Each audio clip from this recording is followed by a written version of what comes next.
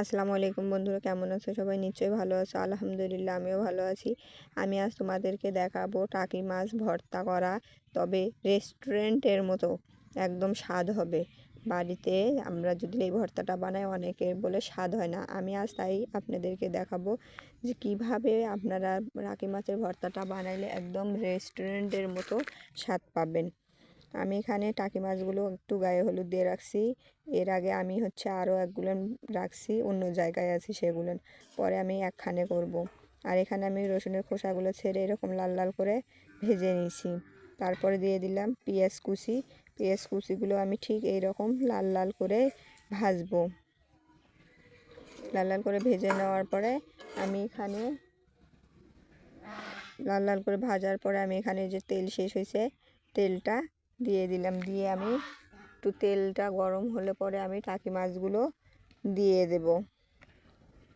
দেখেন এখানে আমার দেখেন তখন শুধু 4টা মাছ দেখা গেছে, দেখেন এখানে আছে আবার বাটিতেও আছে, দেখতেই পাবেন। ঠিক এভাবে একদম আমি কিন্তু এই মাছ ভাজিগুলোতে একটুও লবণ দিইনি, কারণ লবণ দিলে এই টাকি মাছগুলো ভর্তা থেকে পানি বের হতো।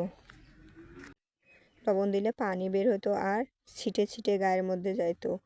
আমি এই জন্য লবণ দিইনি। আর লবণ দিলে অনেক দেরি লাগে মাছ ভাজিটা হতে। আর এখানে দেখেন আমার ভাবির কতগুলো কড়াই। এই কড়াইগুলো ছবি তোলার একটাই কারণ, সেটা হচ্ছে এখানে দেখেন কতগুলো কড়াই। এই কড়াইগুলো সবগুলো ভালো, কিন্তু আমি যে কড়াইটাতে মাছ ভাজি করতেছি তার একটা ডাটা নেই।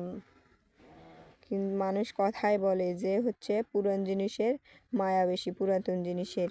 এভাবে দেখেন আমি মাছগুলো লাল লাল করে ভেজে নিছি, রসুন পেঁয়াজ সব আমি ভেজে নিছি, নিয়ে একখানে বাটনার মধ্যে আমি রাখছি। এগুলো আমি এখন কি করব, কাটা সরে নেব। একবারে শুট মরিচগুলোও টালে নিতেছি। আর আপনারা যদি ঠিক রেস্টুরেন্টের মতো যদি স্বাদ পেতে চান, অবশ্যই টাকি মাছ ভর্তাতে এরকম লাল মরিচেই দিবেন। আমি এখানে আরও কিছু দেব, সেটা হচ্ছে ধনে পাতা। ধনে পাতাটাও আমি একটু তেলের মধ্যে ভাজা নিচ্ছি। কেউ কাঁচা দেয়, কিন্তু কাঁচাটা এখানে দিলে ভালো লাগবে না। একটু যদি হালকা আমরা ভেজে নেই তেলের মধ্যে তাহলে ভালো লাগবে। এই জন্যে আমি ধনে পাতাটা একবারে এখানে ভেজে নিচ্ছি। আমি এই যে ঠিক এভাবে মাছের কাঁটাগুলো দেখেন ছাড়াইতেছি। এভাবে আস্তে আস্তে মাছের কাঁটাগুলো ছেড়ে নিতে হবে। সবগুলো এক এক করে মাছের কাঁটা বের করে নিতে হবে। আমার প্রায় মাছের কাঁটা প্রায় কিন্তু শেষের দিকে বাছা। দেখেন আর অল্পে আর মাত্র 1টা কি 2টা আছে, আপনারা দেখতে বুঝতে পারতেছেন। কাঁটা বের করে নেওয়া প্রায় আমার শেষের দিকে। এই যে আমার কাঁটা বের করা হয়ে গেছে। এভাবে আমি সবগুলো মাছের কাঁটা বের করে নিয়েছি।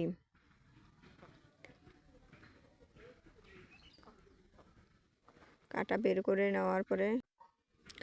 করে নেওয়ার পরে আমি এগুলো এখন ডলবো। আপনারা চাইলে কেউ হাত দিয়েও করতে পারেন, কেউ চাইলে বাটনা দিয়েও করতে পারেন, সেটা আপনাদের ইচ্ছে। আমার এই দেখেন বাটনা দিয়ে আমি করে নিছি। এগুলো রসুন পেঁয়াজগুলো আগেই আমি থেতো করে নিই, মাছটা আগে থেতো করে নিছি। নেওয়ার পর আমি রসুন পেঁয়াজগুলো ওখানে দিয়ে দেব। রসুন পেঁয়াজগুলো কেউ অনেকেই ওরকম হালকা একটু ডলাডলি করে, আমি হালকায় করব, বেশি দেব না। আমার প্রায় এগুলো ডলা শেষের দিকে। এখন আমি এখানে মরিচগুলো দেব। আমি এই যে মরিচগুলো নিয়ে নিছি। এখানে আমি আগে একটা ভুল করছি, যখন মাছগুলো আমি বাটি তখনই আমি একটু লবণও দিয়ে রাখছি। এই জন্য আপনাদেরকে লবণটা আমি দেখাইতে পারি নাই, তবে আপনারা আপনাদের স্বাদ মতো লবণ দিবেন। আমার এই যে ভাজা ধনে পাতাগুলো আমি এখানে দিলাম। আমি বাটনা দিয়ে আর বাটবো না, ধনে পাতাগুলো দিয়ে হাত দিয়ে আমি মথে নেব। নিয়ে এভাবে আমার হয়ে গেছে কিন্তু আমার ভর্তা অলরেডি। আর কিছু করার কোনো প্রয়োজন নেই। আমার ভর্তা অলরেডি হয়ে গেছে। আপনারা যদি স্বাদ রেস্টুরেন্টের মতো স্বাদ পেতে চান, তাহলে আমি যেভাবে দেখালাম ঠিক এভাবে আপনারা ভর্তাটা বানাবেন। আজ আর নয়, খোদা হাফেজ, ভালো থাকবেন সবাই।